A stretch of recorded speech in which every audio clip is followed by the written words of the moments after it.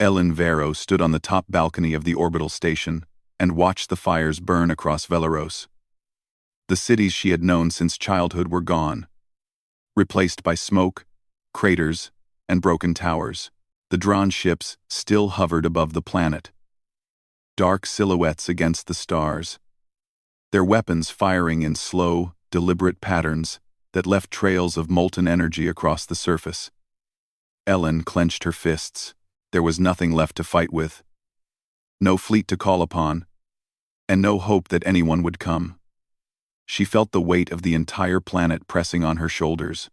The Velaros Defense Council had met hours ago and decided that their only option was to send a desperate SOS into deep space.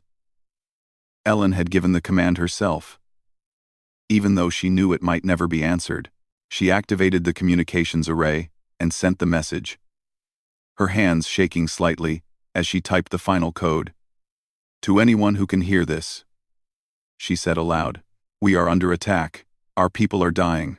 Please, help us if you can." The words felt hollow. The Drawn had already destroyed most of the planetary defenses, and the remaining patrol craft were scattered and damaged. Only a few small fighters still flew around the outer orbit, dodging the slow beams of the Dran cannons. Ellen had watched many of them fall, and she knew the pilots were brave but hopeless. Their efforts could not stop the Drawn advance. The enemy was too strong, too organized, and utterly merciless. In one of the observation rooms, Captain Elias Monroe monitored the last functioning radar. He was young, only 28, but his face was lined with exhaustion. "Commander," he said, his voice tense, "the Drawn are moving their main strike fleet toward the capital city. The orbital defenses will be destroyed in less than 30 minutes. Ellen nodded. She did not speak. There was no comfort she could give, and no orders that could save her people. She turned back to the viewport and saw the planet slowly dying beneath the rain of enemy fire. Smoke rose from every major city, and the surface glowed with small fires that stretched for miles. She could hear the faint alarms from the station, a constant reminder that their time was running out. Then the sensors beeped differently. It was subtle at first, just a flicker on the screen, but Elias noticed it immediately. "Commander, there is something in the void. It is not drawn. I'm not sure what it is, but it is approaching fast." Ellen felt a small spark of hope, but she pushed it aside. After hours of watching helplessly, hope was a dangerous thing. She asked calmly, "How close?" "Too close to be safe," Elias replied. "It appeared suddenly, out of nowhere.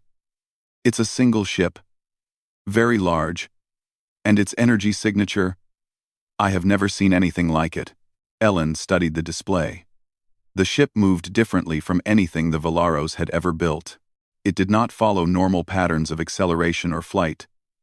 It seemed to appear and disappear, like a shadow moving through the void. She could not understand it, and that was terrifying. "Prepare hailing protocols," she said. "We need to identify it immediately." The Drawn, meanwhile, noticed the anomaly. Their flagship commander, Rathkor, narrowed his eyes at the sensors. "Strange object in the outer orbit," he hissed to his officers. "It is not one of the Velaros' ships. Target it and destroy it."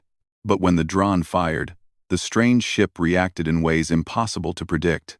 It moved faster than any Dran ship could, avoiding every beam with smooth, precise maneuvers.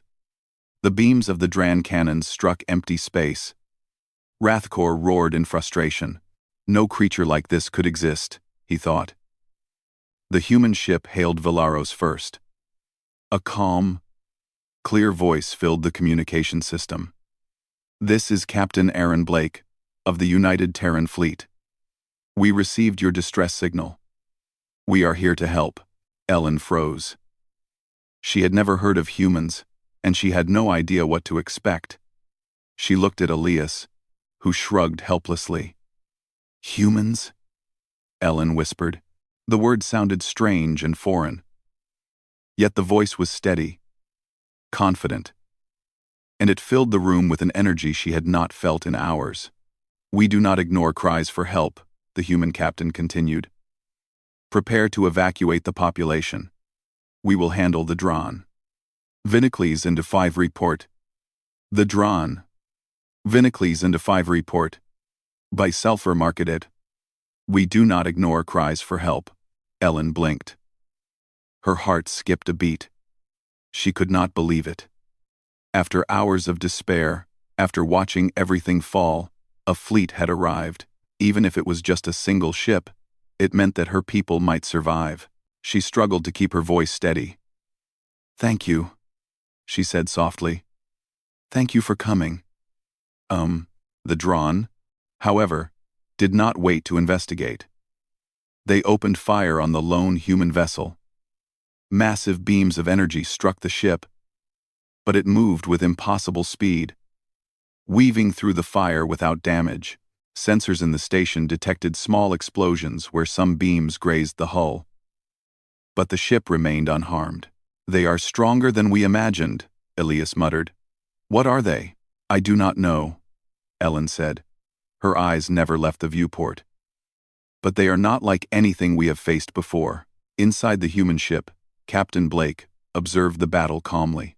Tactical Officer Lena Hart called out enemy positions, while Engineer Ryan Cole worked to maintain power to the weapons systems. Blake issued orders with quiet authority. Each command was precise, ensuring that the ship could survive against impossible odds. The human vessel fired a strange weapon, a bright lance of energy that tore through the largest Dron battleship, splitting it in two. The Velaros sensors could barely comprehend what had happened. They had seen large ships destroyed before, but never like this. The Dran flagship began to lose control, spinning through space as alarms blared across the enemy fleet. Ellen felt a surge of hope she had not dared to feel before. She could not stop staring at the viewport as the humans continued their assault. The Dron seemed stunned, unsure of how to respond. Their superior numbers counted for nothing against the strange power and precision of the human ship. "They are holding the line," Elias said, voice trembling. "They are really holding the line." Ellen nodded, feeling tears sting her eyes. For the first time in hours, she felt that survival was possible. She thought of the civilians hiding in the shelters below. If the humans could hold the Dron, maybe there would be time to evacuate them. To save the children and the elderly. To protect what little remained of Velaros. The Dran regrouped for a heavy counterattack, launching multiple waves of fighters and artillery fire. The human ship danced through the assault, dodging, weaving, and striking back with devastating force. Every Velaros sensor showed impossible numbers. Ships destroyed, enemy formations shattered, and the Dron's own fire turned against them. Ellen could hardly believe her eyes.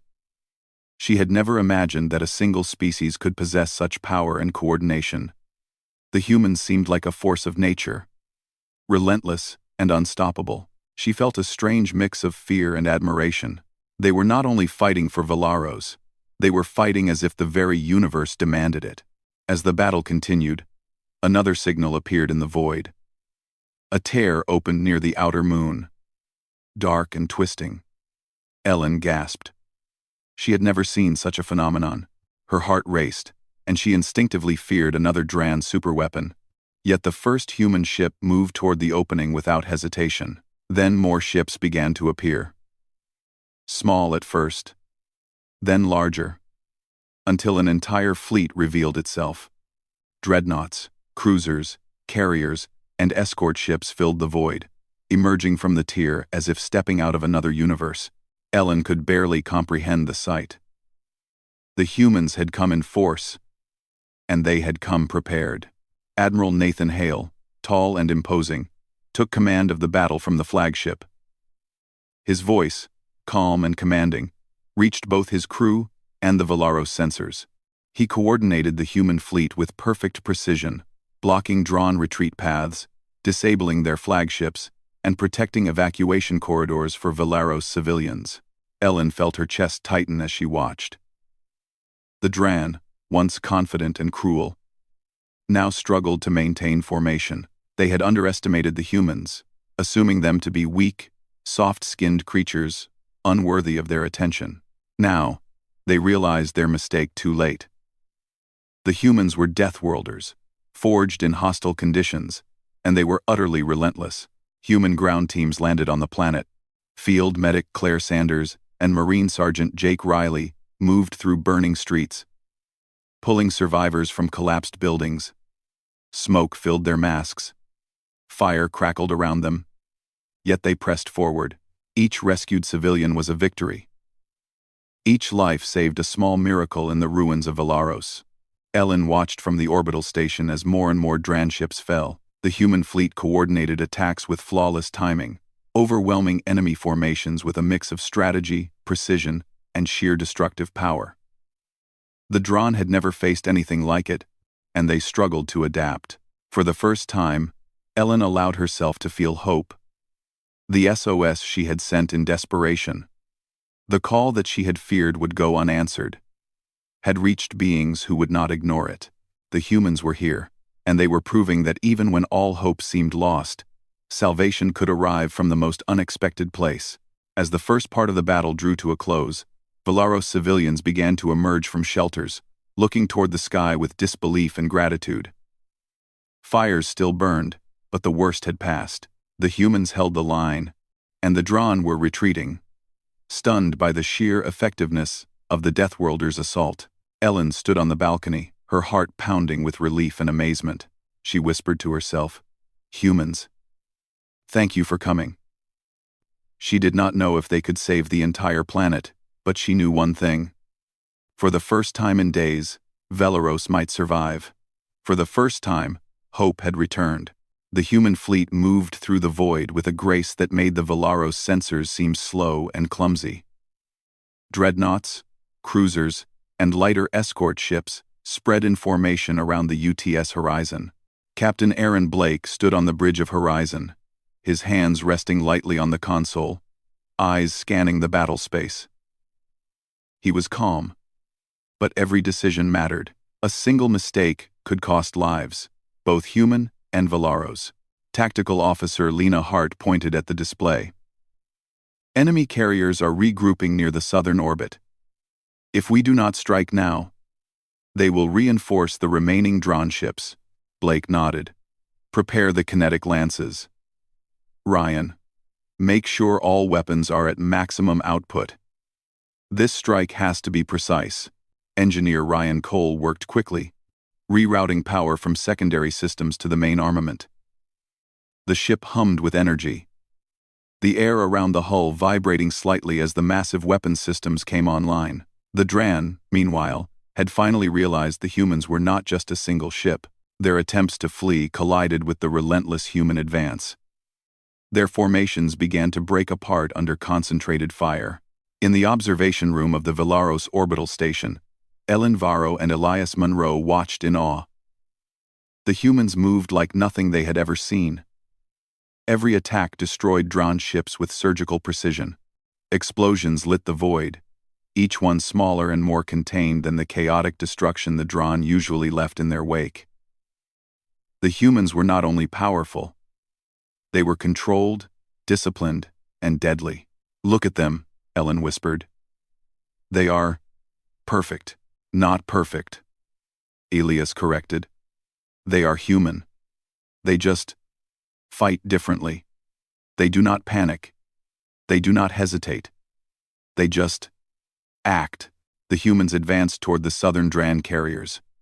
Horizon led the strike, firing lances that tore through shields and armor. Each carrier destroyed created a ripple effect across the Dran fleet. Smaller ships lost coordination, some colliding into each other as pilots scrambled to respond. The void was filled with trails of wreckage, yet the humans pressed forward without slowing. On the ground, human teams landed near the main cities. Field, Medic, Claire, Sanders, and Marine Sergeant Jake Riley moved quickly through streets filled with fire and debris. Survivors hid in crumbling buildings, afraid to move. Claire approached a small group of children huddled beneath a broken wall. She knelt down, smiling gently, and extended her hand. "Come with us," she said softly. "We are here to help." The children hesitated, fear in their eyes. But Jake appeared beside Claire, his presence firm and protective. He lifted a fallen beam, blocking the entrance to a shelter, and gestured for the children to follow. Together, they moved through the ruins, avoiding pockets of fire and debris, gathering more survivors along the way. Back in space, the Dran attempted a counterattack. They concentrated their fire on Horizon, assuming that if the lead ship fell, the rest of the fleet would falter. Massive beams struck the human vessel, but Blake and Hart maneuvered with impossible speed. Horizon twisted and rolled through the fire, firing back with lances that cut through drawn capital ships. A single strike destroyed a battleship, almost twice the size of Horizon, splitting it into floating wreckage. Ellen could hardly believe her eyes. The humans were doing what her entire fleet had failed to do. They were stopping the Dran. She turned to Elias. "We can survive," she said, her voice trembling with hope. "We actually can survive." As the battle continued, the void opened again. Another fleet of human ships emerged from the space tear, larger than the first wave. Dreadnoughts and carriers filled the void, bringing overwhelming firepower. Admiral Nathan Hale commanded from the flagship, coordinating the attack with precision. He directed smaller vessels to intercept retreating Dran ships, while larger ships disabled the remaining flagships. Every movement was calculated. Every strike effective. The Dran fleet began to crumble. Ships that had once dominated the region were destroyed or forced to retreat. Wrathcore, the Dran commander, struggled to maintain order, but his forces were broken. He roared orders, but his ships ignored him, either destroyed or too damaged to respond. Ellen watched the battle unfold from the orbital station. She felt tears prick her eyes as she saw human ground teams rescuing civilians. Claire and Jake moved through the streets, carrying the wounded and helping the frightened.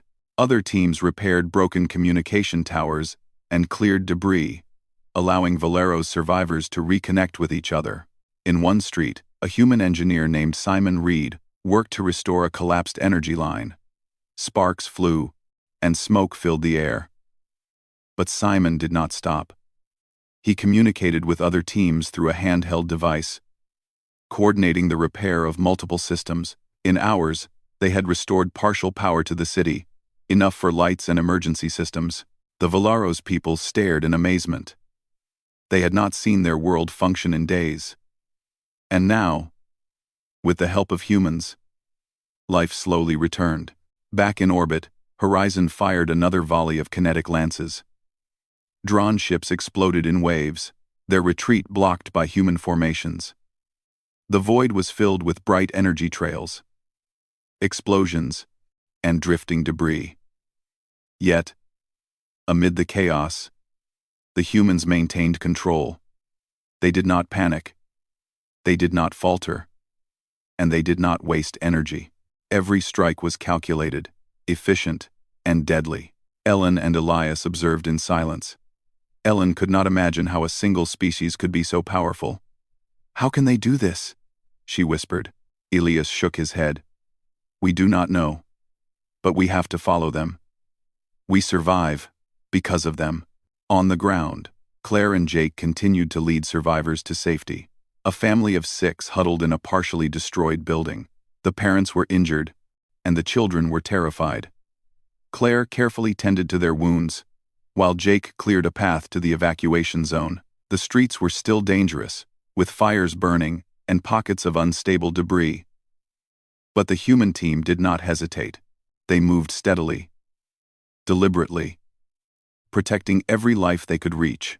As the hours passed, the Dran fleet was reduced to a few scattered ships. Their attacks became desperate and uncoordinated. The humans, under Admiral Hale's command, pursued them relentlessly.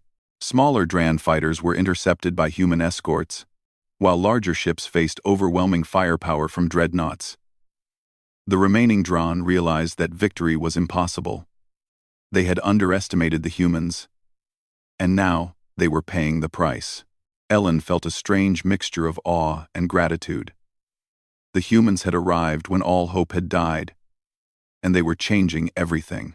Their presence alone had given Velaros people a chance to survive, to rebuild, and to fight back against oppression. She could not imagine her planet without them. In space, Horizon led the final strike against the drawn carriers. The kinetic lances fired in rapid succession, tearing through shields and armor. Explosions filled the void as the last drawn ships were disabled or destroyed. The fleet fell into chaos, and the humans moved in to secure the area. Sensors confirmed that most Dran forces had either retreated or surrendered. The battle, once thought impossible to survive, was now won.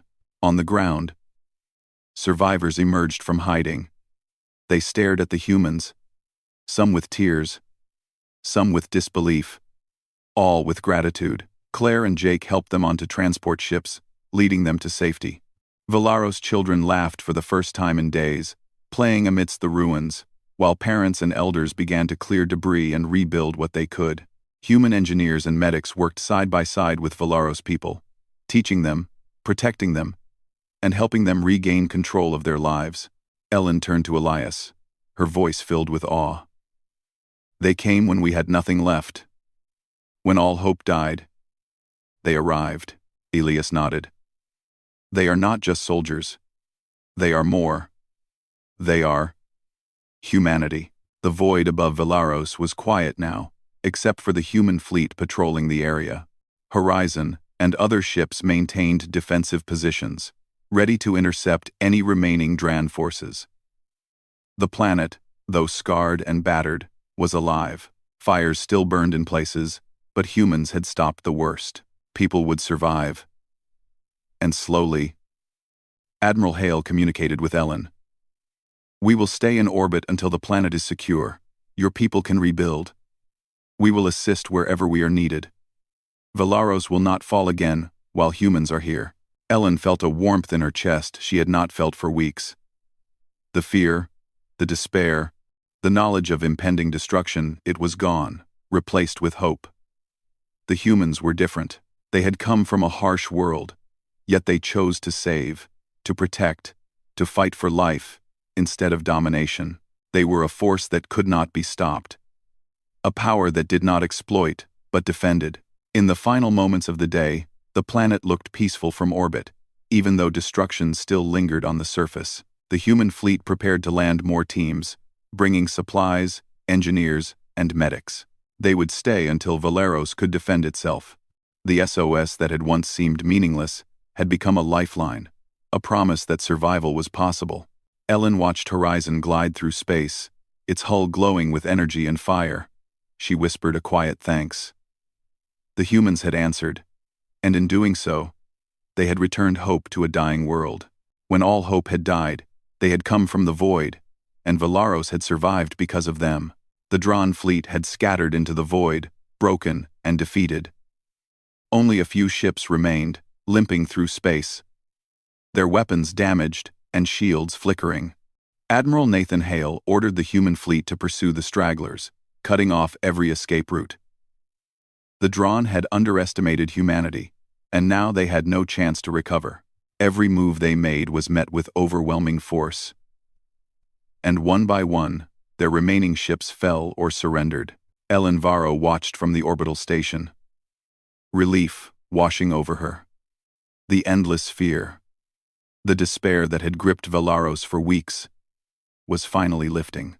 She turned to Elias Monroe, who was monitoring the battle with intense focus. They are finishing it, she said quietly. All of it. The Dran will not harm Velaros again. They are thorough, Elias replied. Humans do not leave unfinished business. On the surface, human teams moved swiftly to stabilize the planet. Field medic Claire Sanders and Marine Sergeant Jake Riley continued to evacuate the wounded, carrying them to transport ships where human doctors could treat them. The streets were filled with smoke and debris, but hope spread like a flame. Survivors helped each other, guided by the humans who had risked their lives to reach them. In the capital city, human engineers worked to restore power. Simon Reed and his team repaired broken energy grids, reconnecting water systems, hospitals, and shelters. The Velaros people watched in awe as lights flickered back on, as machines hummed with life once more. They could not believe that they were seeing this so soon after destruction had seemed complete. On the orbital station, Ellen received a communication from Captain Aaron Blake. His voice was calm, steady, and full of reassurance. Commander Vero, the drone threat in this sector is neutralized. We will remain in orbit until Velaros is stable and able to defend itself. Human teams are on the ground, assisting your people with repairs, medical care, and evacuation. You are safe now. Ellen felt tears well in her eyes. She had given up hope, accepted that her planet would fall, and now humans had arrived to save them. She could hardly believe it. Thank you, she whispered. Thank you for everything. Blake replied simply, we do not abandon those in need. Humanity has learned to survive, and we share that survival. You will rebuild, Commander. Ground teams continued their work. Claire and Jake led survivors through destroyed streets, guiding them to temporary shelters. Children laughed for the first time in weeks as they were reunited with their families. Human Marines cleared dangerous zones, while medics treated burns, cuts, and broken bones. Every life saved felt like a victory. Human engineers taught Velaros technicians to repair machines and energy grids. Together, they cleared debris, restored communications, and rebuilt shelters. Ellen watched as people who had felt helpless began to help themselves, guided by humans but gaining confidence in their own strength. Hope was no longer a fragile thing. It was growing, solid and real. In orbit, the human fleet maintained patrols. Dreadnoughts and cruisers stayed near the planet, prepared to intercept any remaining drone ships. Smaller ships moved in and out, transporting supplies, personnel, and medical teams. The fleet acted like a shield, invisible to those on the surface, but a constant presence of protection and reassurance. Ellen spoke with Admiral Hale via communication channel. How can your species be so strong, and yet so kind? She asked. Hale paused. We are forged on a death world, he said. We have learned that strength is useless without compassion. We fight to protect, not to conquer. Velaros is safe because we choose to help, not because we dominate. Your people will survive, and that is our goal. The Velaros people listened to these words, and slowly, the fear that had haunted them for weeks began to fade. They could see humans moving through their streets, repairing, healing, and protecting. They could see that the planet, though scarred, could live again. Hope was no longer an idea. It was a living, breathing force among them. Human ground teams set up temporary hospitals and shelters. Claire and Jake worked tirelessly, moving from group to group, treating wounds, comforting the frightened, and organizing supplies. Each person saved was a story of survival, each life a reason to keep going. Human medics taught Velaros volunteers basic medical procedures so that recovery could continue even after the humans left. In one city, a group of children had found a partially destroyed park. They played amidst the rubble, laughing, shouting, and running. Human soldiers watched from a distance, smiling quietly. Jake approached the children, lifting a small child who had tripped and scraped his knee. Careful, he said gently. You are tougher than you think. Claire knelt beside a girl who had been frightened by the explosions. See, she said softly. You are safe now. You can play again. We are here to help you. Back on the orbital station, Ellen coordinated with human engineers to stabilize remaining defense systems. She realized that Velaros would not be defenseless again. Humans had not only saved her people, they had shown them how to survive, how to rebuild, and how to protect themselves in the future. She felt gratitude deep in her heart, a gratitude that went beyond words. As the days passed, Velaros slowly returned to life. Water systems flowed, electricity returned, and communication networks connected the scattered survivors. Human teams remained, guiding repairs, protecting against any stray drawn forces, and teaching Valaros people to rebuild. Children went back to school, markets reopened, and families began to live normally again, though the scars of battle remained visible. Ellen walked through a restored street, watching Valaros citizens return to work. She saw humans and Valaros working side by side, clearing rubble, repairing buildings, and planting new trees. She spoke with a family whose home had been destroyed. They were smiling for the first time in weeks. "We thought we were lost," the father said. "But they saved us. The humans, they are more than we imagined." Ellen nodded. She looked up at the sky where the human fleet remained in orbit. A constant presence. "Guardians of their planet," she whispered. "Thank you, Aaron Blake. Thank you, Nathan Hale. Thank you, all of you. You gave us life again." Captain Blake communicated once more. "Commander Vero, our mission is to protect until Valaros can defend itself. Your people are strong. You have survived the impossible.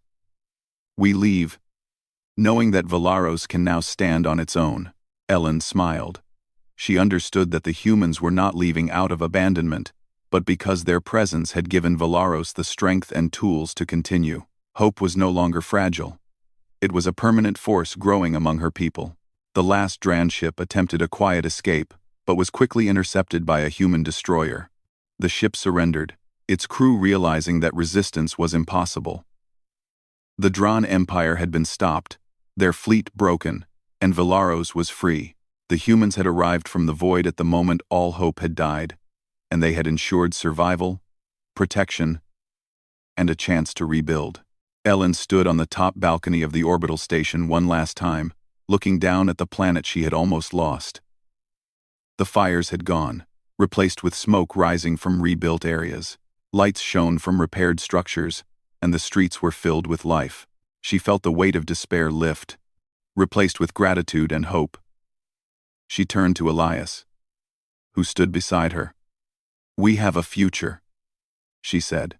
"Yes," he replied. "Thanks to them, we have a future."